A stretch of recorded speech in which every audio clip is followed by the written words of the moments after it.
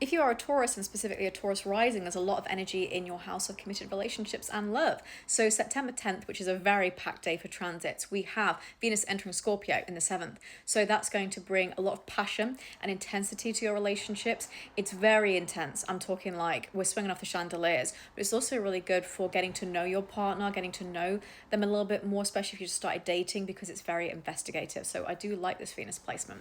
And then Mercury enters Libra in the 6th house, which brings a lot of harmony and diplomacy to co-workers and a lot of nice give and take, because Libra's about balance. 6th house is normally about being very selfless. So this can say, I'm actually getting some people to give me effort and energy rather than jumping on the grenade like I always do.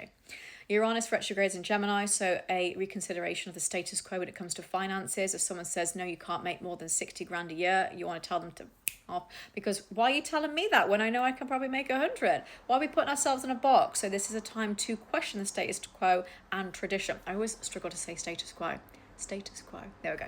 It's because I'm talking too fast like I always do, because Sagittarius Mercury is lots of September 10th, again, new moon in Virgo. This is in the 5th house. New start for romance works so beautifully because of Venus being in Scorpio in the 7th.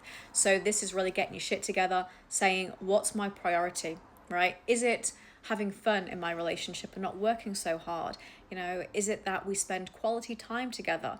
You know, there's always a really nice practicality to a new moon in Virgo. September 17th is nice for you, brings some solace, because Chiron will leave Taurus and re-enter Aries briefly for about the next 5 months.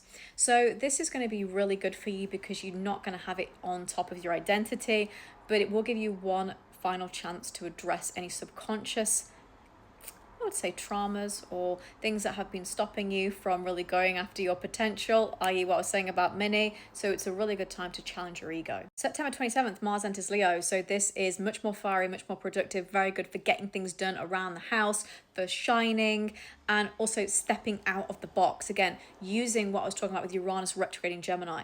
You know, you don't have to be the blueprint for your family. You don't have to be like, because they struggle with money, that you have to struggle with money, or that you have to follow their expectations. You are your own person.